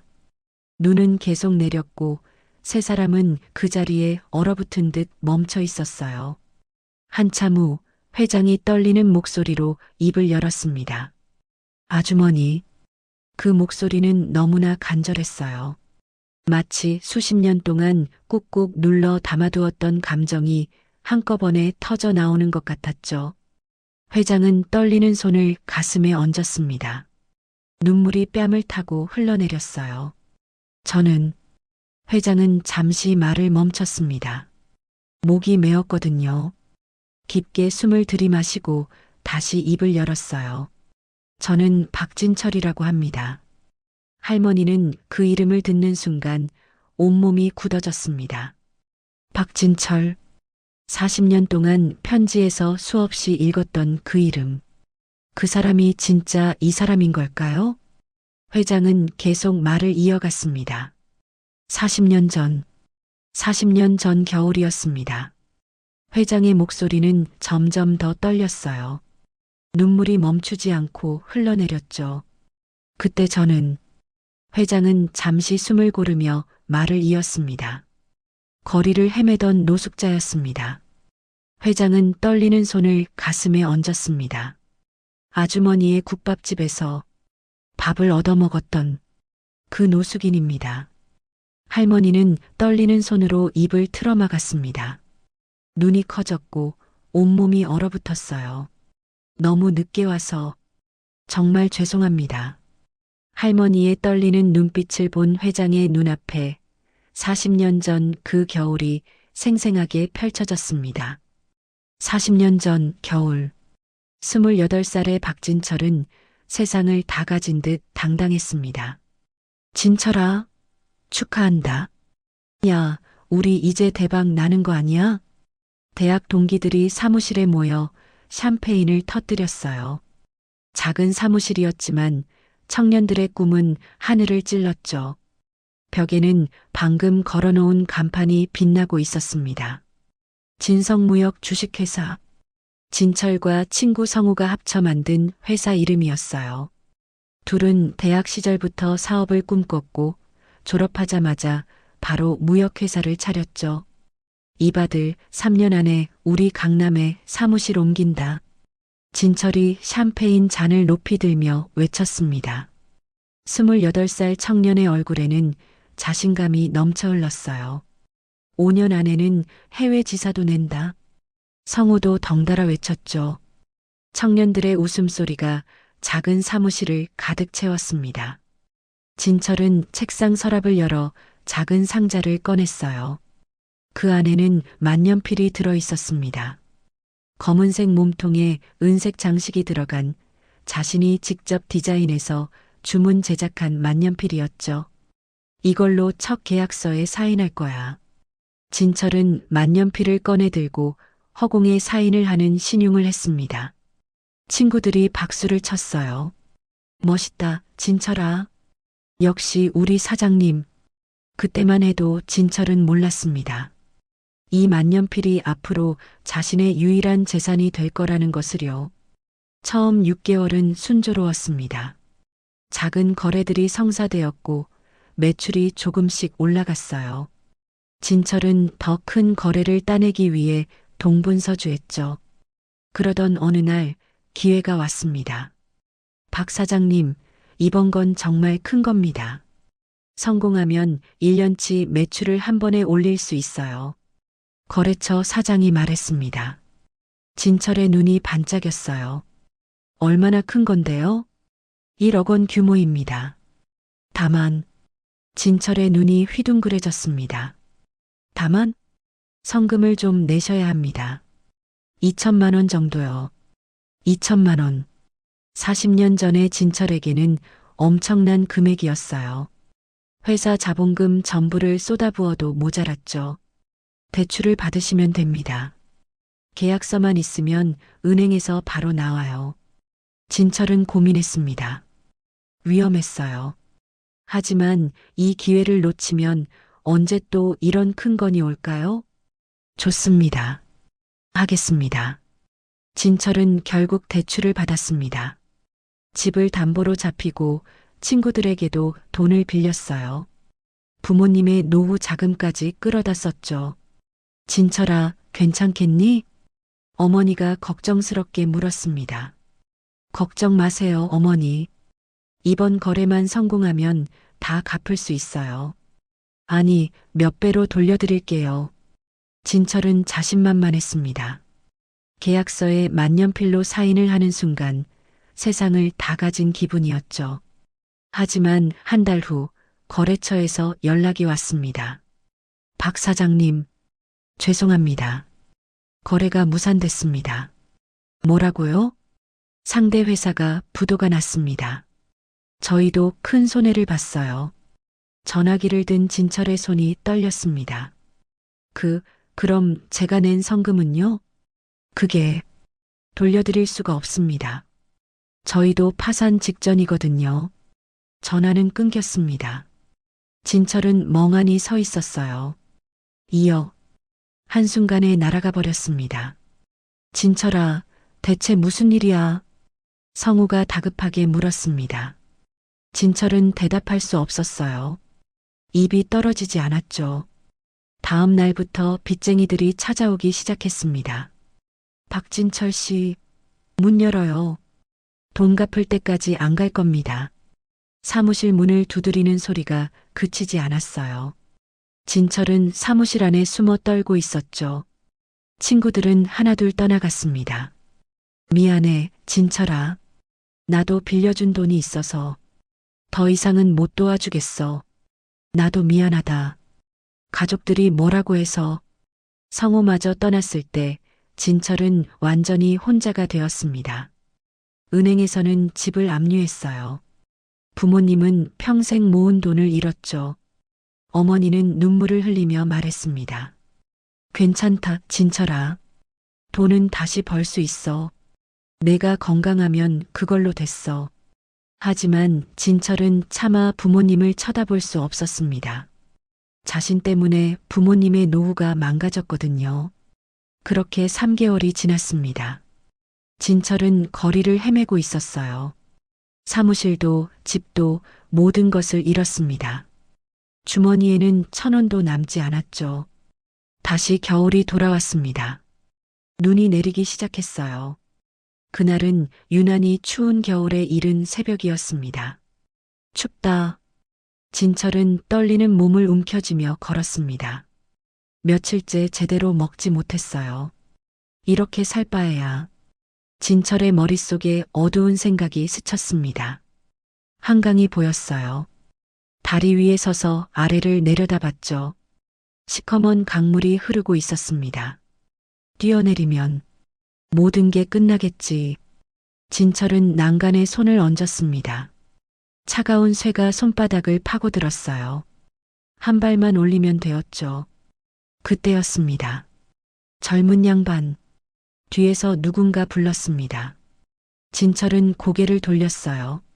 무거운 장바구니를 양손에 든 중년 여인이 헐레벌떡 다가오고 있었습니다. 국밥집 앞치마 위에 두툼한 외투를 걸친 여인이었죠. 거기서 뭐 하는 거요? 위험해. 여인은 장바구니를 내려놓고 급히 진철의 팔을 잡아 끌었습니다. 난 지금 새벽 시장 갔다 오는 길인데 자네는 지금 뭐 하려는 거요? 여인이 진철의 얼굴을 들여다봤습니다. 핏기 하나 없는 창백한 얼굴, 움푹 들어간 뺨, 초점 잃은 눈동자. 며칠을 굶은 것 같구먼. 여인은 깊게 한숨을 쉬었습니다. 어서 와요. 우리 가게가 저기 다리 건너편인데 밥은 먹고 가야지. 여인은 장바구니를 다시 들고 진철의 손을 잡아 끌었습니다. 진철은 힘없이 끌려갔어요. 거부할 힘도 없었죠. 여인은 진철의 손을 잡고 골목 안으로 끌고 갔습니다. 작은 국밥집이 보였어요. 옥분인의 국밥이라는 간판이 걸려 있었죠. 앉아요. 금방 줄 테니. 여인은 진철을 자리에 앉히고 주방으로 들어갔습니다. 잠시 후 김이 모락모락 나는 국밥을 들고 나왔어요. 자, 뜨거우니까 천천히 먹어요. 진철은 국밥을 내려다봤습니다. 하얀 쌀밥 위로 뜨거운 국물이 자르르 흘러내리고 있었어요. 고기도 수북이 올라가 있었죠. 돈이? 진철이 떨리는 목소리로 말했습니다. 됐어요. 그냥 먹어요. 밥은 먹고 살아야지. 여인은 미소를 지으며 말했습니다. 진철은 숟가락을 들었어요. 손이 너무 떨려서 숟가락을 제대로 잡을 수가 없었죠. 한 숟가락 떠서 입에 넣는 순간 진철의 눈에서 눈물이 흘러내렸습니다. 따뜻했어요. 뜨거운 국물이 식도를 타고 내려가는 순간 진철은 자신이 아직 살아있다는 것을 느꼈습니다. 죽은 듯 얼어붙었던 몸이 조금씩 녹아내렸어요. 흐윽. 진철은 숟가락을 놓고 울기 시작했습니다.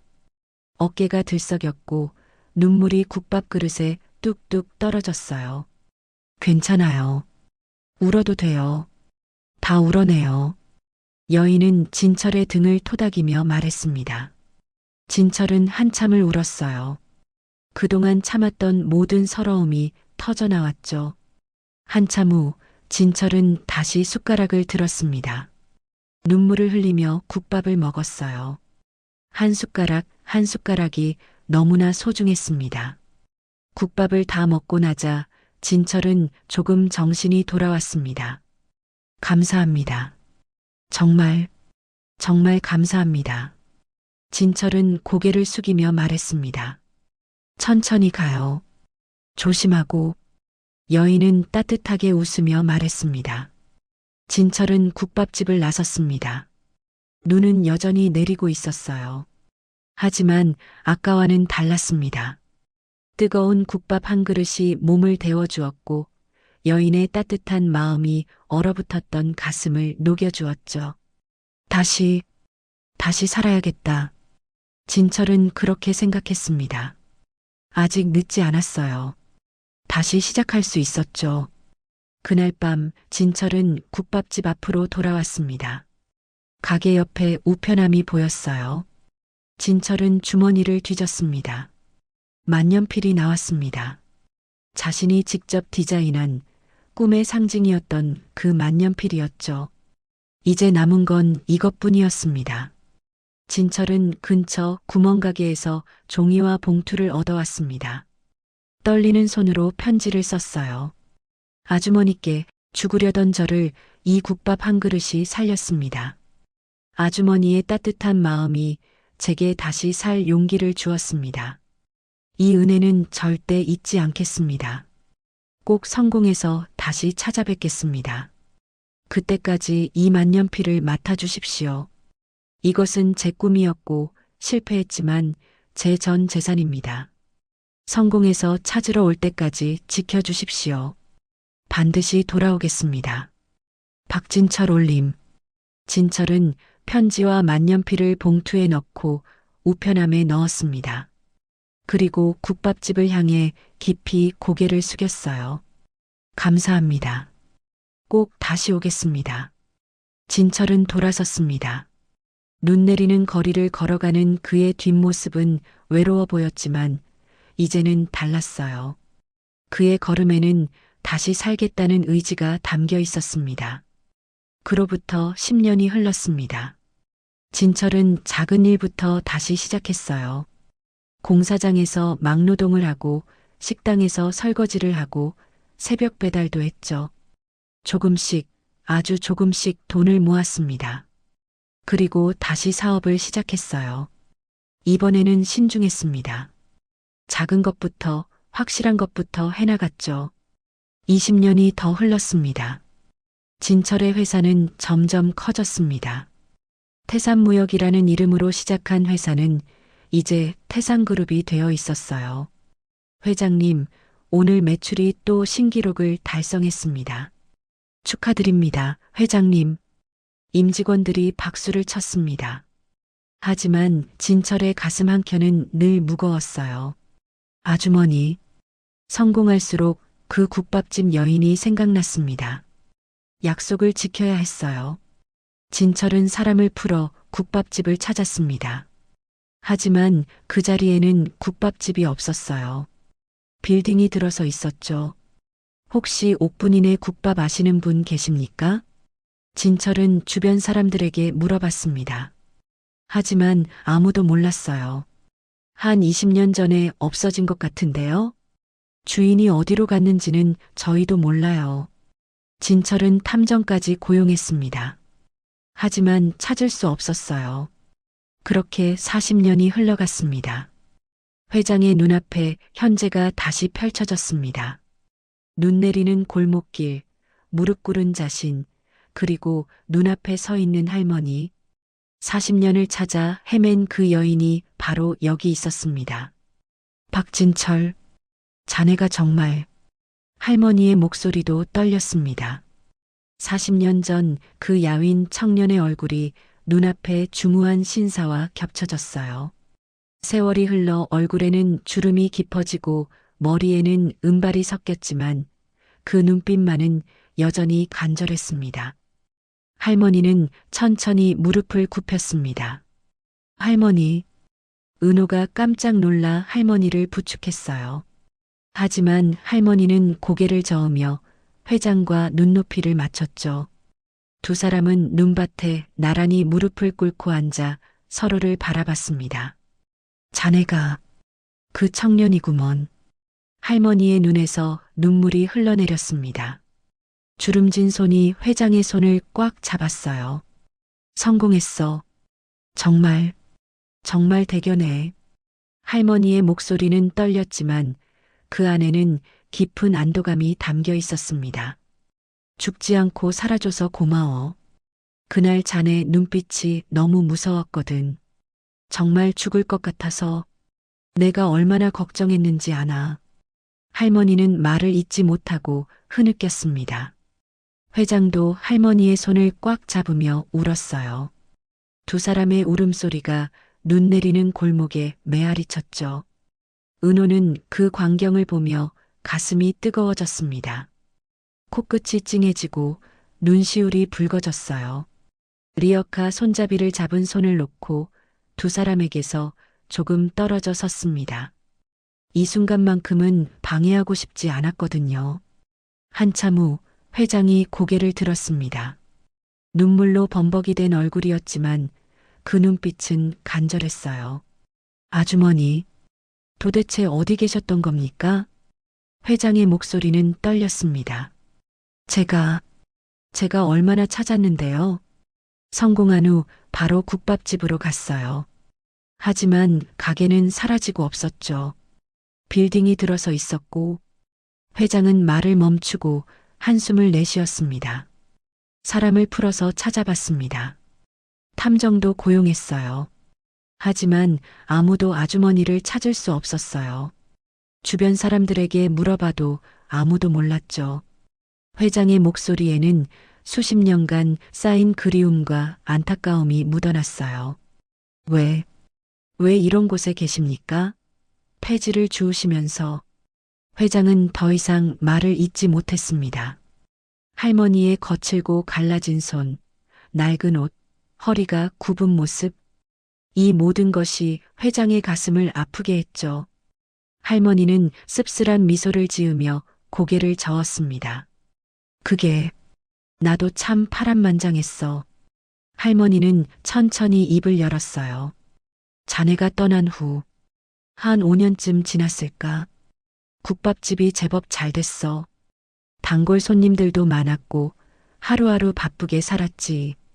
할머니의 목소리는 담담했습니다. 그런데 남편이 친구 보증을 잘못 썼어. 큰 금액이었지.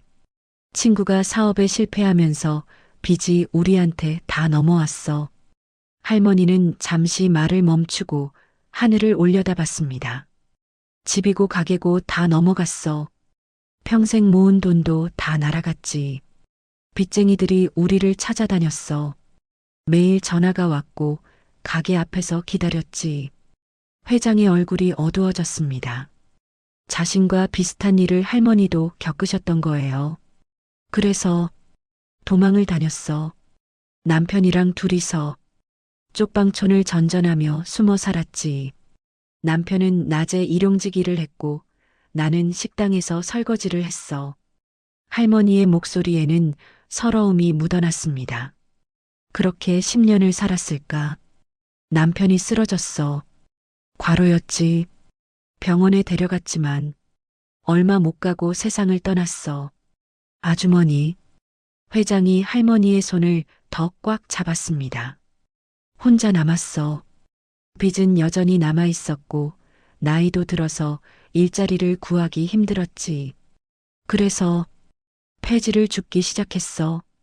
20년 넘게 이렇게 살았어. 할머니는 자신의 손을 내려다봤습니다. 거칠고 갈라진 손, 세월의 흔적이 역력했죠. 그렇게 살면서도 단 하나만은 절대 놓지 않았어. 할머니는 회장을 똑바로 바라봤습니다. 자네가 남긴 편지와 만년필이야. 회장의 눈이 커졌습니다. 도망 다닐 때도, 쪽방촌을 옮길 때도, 남편이 죽었을 때도 그것만은 절대 버리지 않았어. 상자에 넣어서 늘 품에 지녔지. 할머니의 목소리가 떨렸습니다. 이건 주인이 있는 물건이야. 자네가 꼭 찾으러 올 거라고. 나는 그렇게 믿었거든. 회장은 더 이상 참지 못하고 할머니를 끌어안았습니다. 어깨가 들썩이며 흐느꼈어요. 죄송합니다. 정말 죄송합니다. 제가 더 빨리 찾았어야 하는데. 아니야, 괜찮아. 이렇게 만났잖아. 할머니는 회장의 등을 토닥이며 말했습니다. 마치 어린아이를 달래듯이요. 한참 후 두 사람은 서로를 놓았습니다.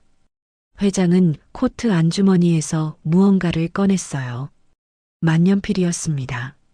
이게 아주머니께서 40년 동안 지켜주신 거죠? 회장은 떨리는 손으로 만년필을 할머니에게 보여줬습니다. 할머니는 그 만년필을 보는 순간 눈이 커졌어요. 맞아. 그게 맞아. 할머니는 손을 뻗어 만년필을 만졌습니다. 차가운 금속의 촉감이 손끝에 느껴졌죠. 이게 오늘 아침 그 청년한테 준 게 이거였지. 그런데 어떻게 자네가? 강은호 씨가 면접을 보고 나가던 중 떨어뜨린 걸 발견했습니다. 할머니는 은호를 돌아봤습니다. 은호는 여전히 멍하니 서 있었어요. 무슨 일이 벌어지고 있는지 완전히 이해하지는 못했지만 자신이 중요한 역할을 했다는 것만은 알 수 있었죠. 할머니는 은호를 향해 손을 내밀었습니다. 젊은이, 이리 와봐. 은호는 조심스럽게 다가갔습니다.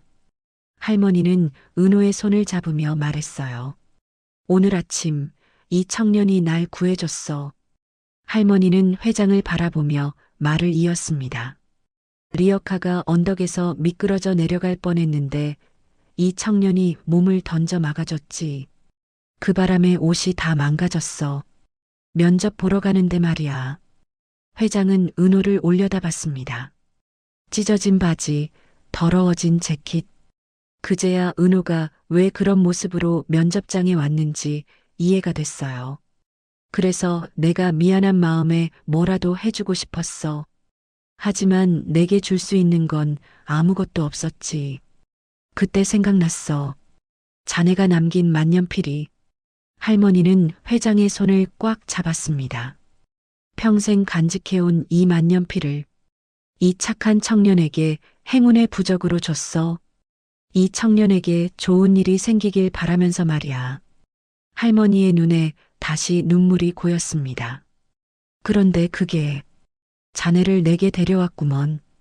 이 청년이 면접장에서 만년필을 떨어뜨렸고 자네가 그걸 주어서 이렇게 날 찾아온 거잖아. 할머니는 은호와 회장을 번갈아 보며 말했습니다.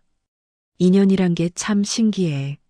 40년 전에 자네를 살렸고 오늘은 이 청년이 날 살렸고 그 청년이 다시 자네와 나를 만나게 해줬으니 회장은 은호를 바라봤습니다.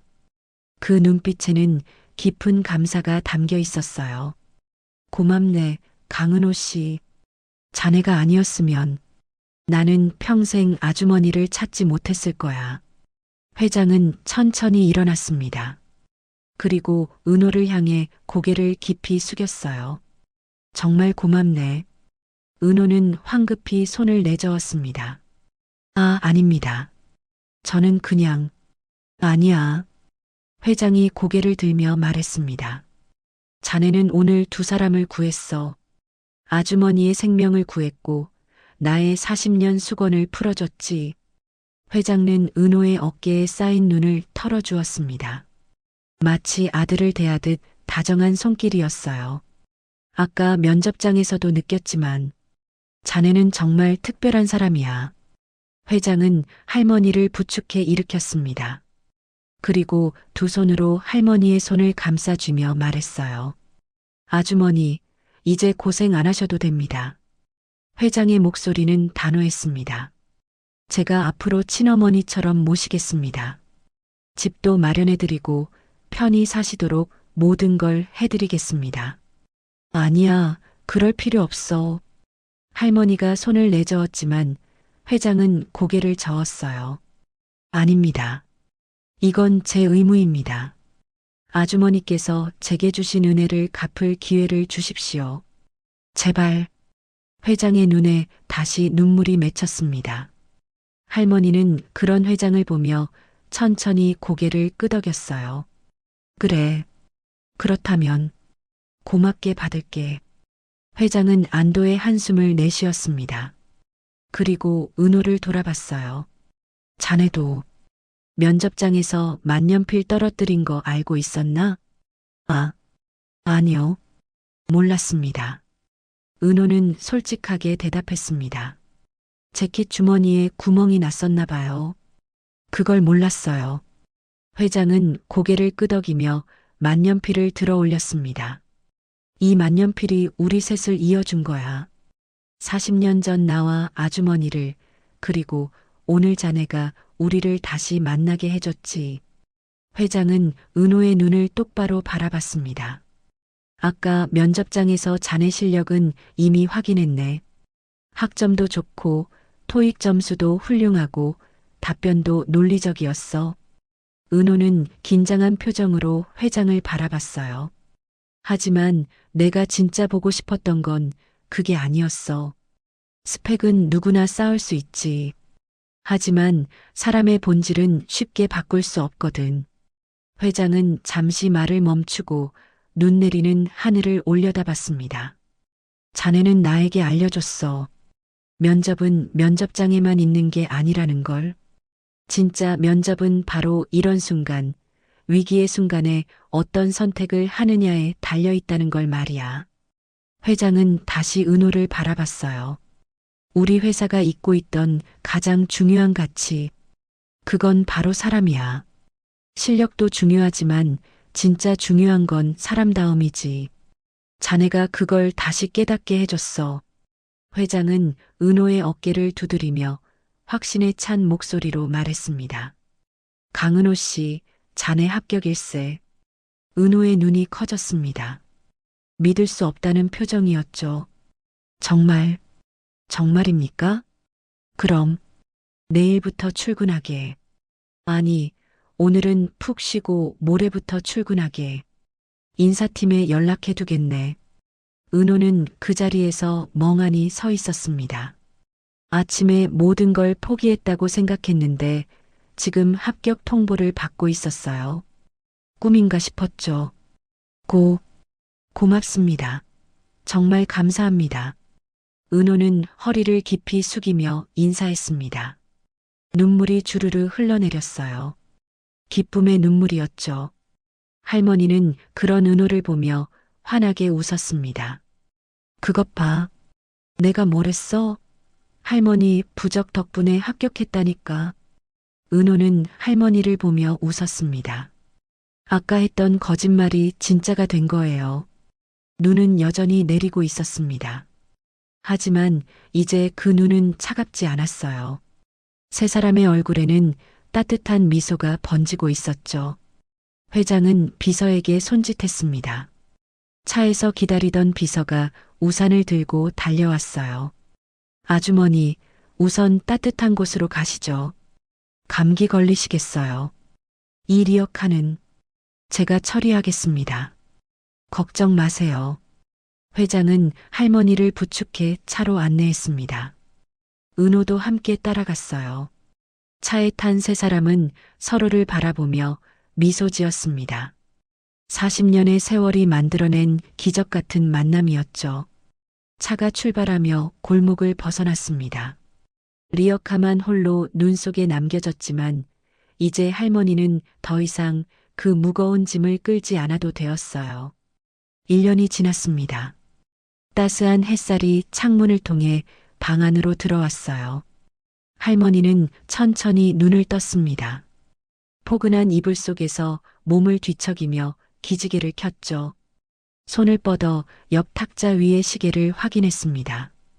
아침 7시 30분. 호호, 오늘도 잘 잤네. 할머니는 흐뭇한 미소를 지으며 일어나 앉았습니다. 1년 전만 해도 상상도 못했던 일이었어요. 따뜻한 방, 폭신한 침대, 깨끗한 이불. 모든 게 꿈만 같았죠. 할머니는 침대에서 내려와 창문을 열었습니다.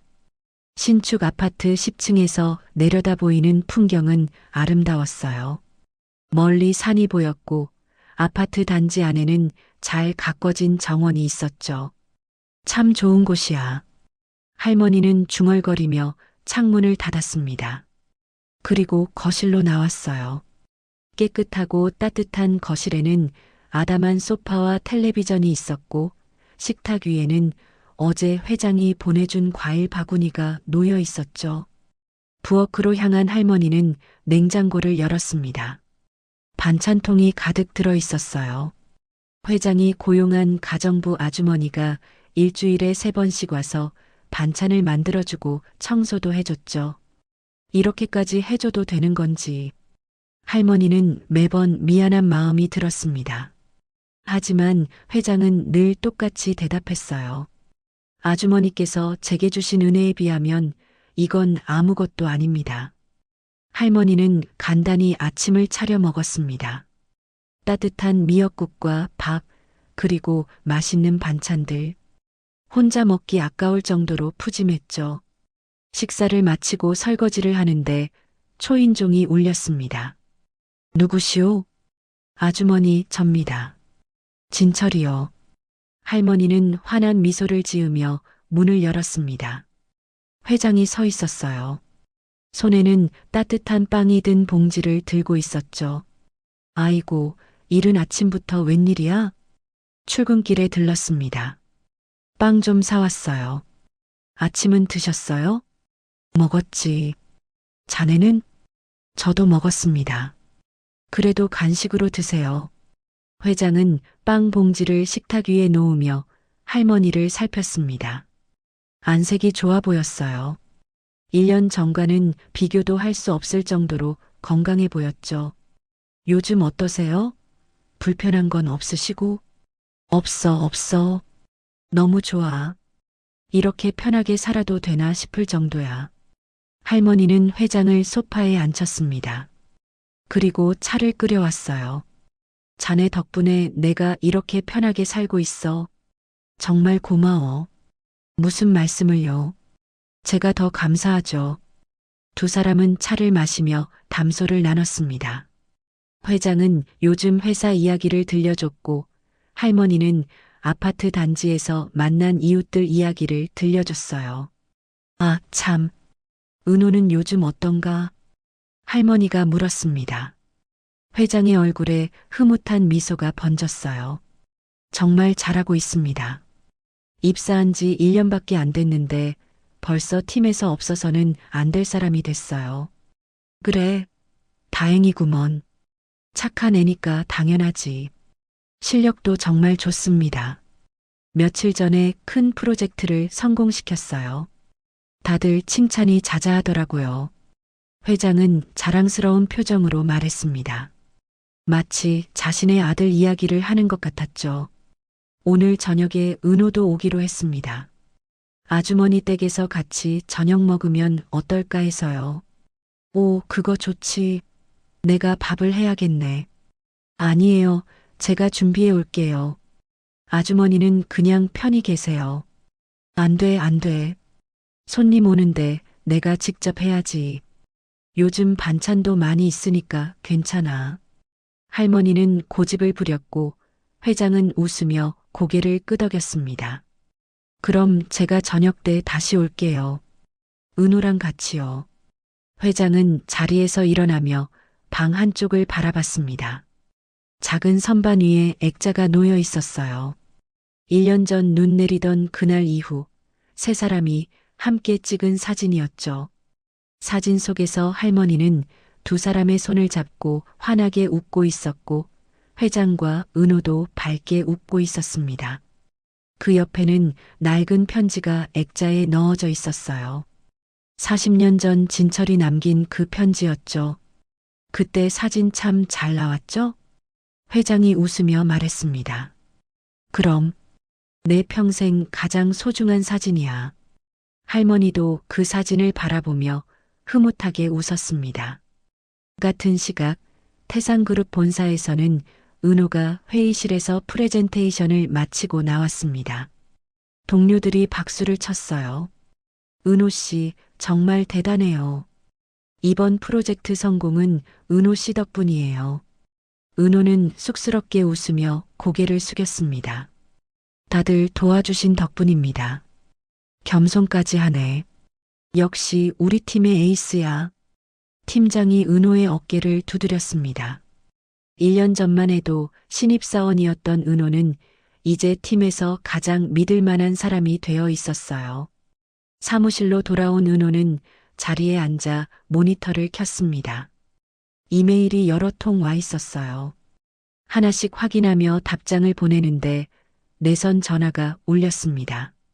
강은호 사원, 회장님 사무실로 올라오세요. 비서실에서 온 전화였어요. 은호는 긴장한 표정으로 자리에서 일어났습니다. 회장실에 불려가는 일은 자주 있는 일은 아니었거든요. 엘리베이터를 타고 최상층으로 올라갔습니다. 비서가 은호를 안내했어요. 들어가세요. 회장님께서 기다리고 계십니다. 은호는 노크를 하고 문을 열었습니다. 회장이 창가에 서서 밖을 바라보고 있었어요. 회장님 부르셨습니까? 아, 강사원. 앉게. 회장은 은호를 소파에 앉혔습니다. 그리고 맞은편에 앉으며 만족스러운 미소를 지었어요. 이번 프로젝트 정말 잘했어. 거래처에서도 연락이 왔더군. 강사원을 꼭 칭찬해 달라고. 감사합니다, 회장님. 1년 전 자네를 뽑은 게 정말 잘한 일이었어. 아니, 그날 눈길에서 자네를 만난 게 내 인생 최고의 행운이었지. 회장은 진심 어린 눈빛으로 은호를 바라봤습니다. 자네 덕분에 아주머니를 다시 만날 수 있었고 40년의 한을 풀 수 있었어. 정말 고맙네. 아닙니다. 저야말로 회장님 덕분에. 은호의 목소리가 떨렸습니다. 1년 전 그날을 떠올렸거든요. 모든 걸 포기했다고 생각했던 그날, 기적 같은 일이 일어났었죠. 저는 그저 할 수 있는 일을 했을 뿐입니다. 그게 바로 자네의 장점이야. 당연한 일을 당연하게 하는 것. 그게 얼마나 어려운 일인지 아나? 회장은 자리에서 일어나 책상으로 갔습니다. 서랍을 열어 무언가를 꺼냈어요. 작은 상자였죠. 이걸 자네에게 주고 싶었어. 회장은 상자를 은호에게 건넸습니다. 은호가 상자를 열자 만년필이 들어 있었어요. 1년 전 그날 할머니가 준, 그리고 회장과 할머니를 이어준 바로 그 만년필이었습니다. 이건 자네 거야. 이 만년필이 자네를 통해 우리를 만나게 해줬으니 이제 이건 자네가 가져야 해. 하지만 이건 너무 소중한 물건인데. 그래서 자네에게 주는 거야. 자네야말로 이 만년필을 가질 자격이 있어. 회장은 은호의 손을 잡으며 말했습니다. 이 만년필로 자네의 앞날에 더 큰 성공을 써내려가게. 나처럼 말이야. 은호는 만년필을 꺼내 들었습니다. 손에 잡히는 무게감이 묵직했어요. 단순한 필기구가 아니라 40년의 세월과 인연이 담긴 보물이었죠. 감사합니다, 회장님. 소중히 간직하겠습니다. 그래. 참, 오늘 저녁에 시간 있나? 아주머니 댁에서 저녁 먹기로 했어. 아, 네. 당연히 가야죠. 은호의 얼굴이 환해졌습니다. 할머니를 만나는 건 언제나 즐거운 일이었거든요. 그럼 6시에 로비에서 만나세. 같이 가자고. 알겠습니다, 회장님. 그렇게 저녁이 되었죠. 초인종이 울렸습니다. 할머니는 앞치마를 벗으며 문을 열었어요. 회장과 은호가 나란히 서 있었죠. 어머, 왔구나. 어서 들어와. 아주머니, 안녕하세요. 은호가 밝게 인사했습니다. 할머니는 은호를 보며 환하게 웃었어요. 우리 은호, 1년 사이에 더 의젓해졌네. 호호. 할머니께서 주신 부적 덕분입니다. 세 사람은 웃으며 집 안으로 들어갔습니다. 식탁에는 이미 음식이 가득 차려져 있었어요. 찌개, 불고기, 잡채까지 할머니가 정성스럽게 준비한 음식들이었죠. 이렇게 많이 준비하시면 어떡해요? 회장이 걱정스럽게 말했지만 할머니는 손을 내저었습니다. 괜찮아. 너희가 와준다니까 얼마나 기쁜데. 이 정도는 해야지. 세 사람은 식탁에 둘러앉았습니다. 회장이 소주를 따르고 은호는 할머니께 물을 따라드렸어요. 자, 건배. 세 사람의 잔이 부딪혔습니다. 맑은 소리가 울렸죠. 정말 감사합니다. 1년 전 그날이 없었다면. 은호가 말을 시작했습니다. 저는 지금 어떻게 살고 있을까요? 생각만 해도 아찔해요. 나도 그래. 회장이 고개를 끄덕였습니다. 그날이 아니었다면 나는 평생 아주머니를 찾지 못했을 거야. 가슴에 한을 품고 살았겠지. 할머니는 두 사람을 번갈아 보며 미소 지었습니다. 우리 셋 다 행운아야. 서로가 서로를 살렸으니까. 할머니의 말에 회장과 은호는 고개를 끄덕였어요. 정말 그랬습니다. 참, 은호야. 요즘 회사 생활은 어때? 할머니가 물었습니다. 정말 좋아요, 할머니. 동료들도 좋고, 일도 재미있고, 매일 감사하며 살고 있어요. 그래, 다행이구나. 힘든 일 있으면 언제든 할머니한테 말해. 네, 할머니.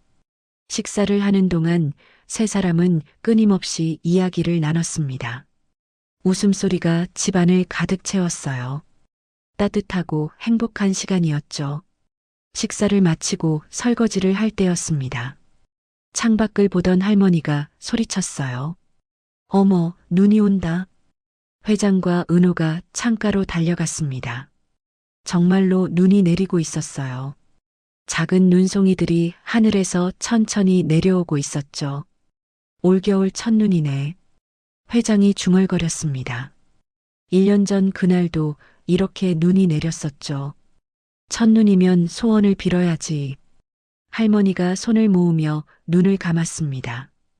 회장과 은호도 따라서 손을 모았어요. 우리 셋이 계속 건강하고 행복하기를.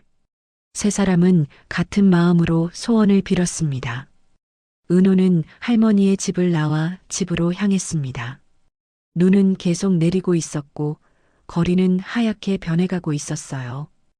횡단보도 앞에 섰습니다. 신호를 기다리며 은호는 코트 안주머니에 손을 넣었어요. 만년필이 손에 잡혔죠. 은호는 만년필을 꺼내 들여다봤습니다. 가로등 불빛에 만년필이 은은하게 반짝였어요.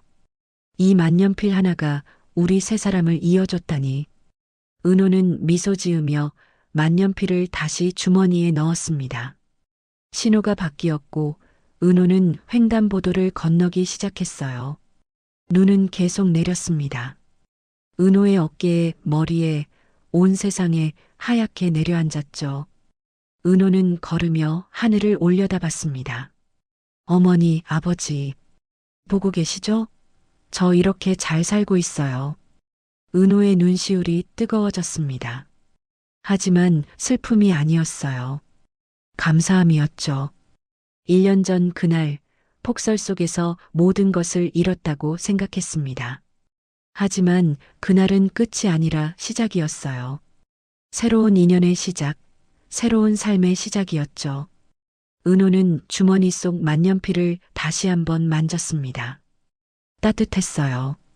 마치 살아있는 것처럼요. 이 만년필처럼 나도 누군가에게 따뜻한 사람이 되어야지. 은호는 그렇게 다짐하며 걸었습니다. 눈 내리는 거리를 따라 미래를 향해 한 걸음 한 걸음 나아갔습니다. 오늘의 이야기가 당신의 마음에 작은 울림을 드렸다면 앞으로도 당신의 나날에 잔잔한 위로가 될 이야기들로 찾아뵐 수 있도록 구독과 좋아요를 눌러주세요.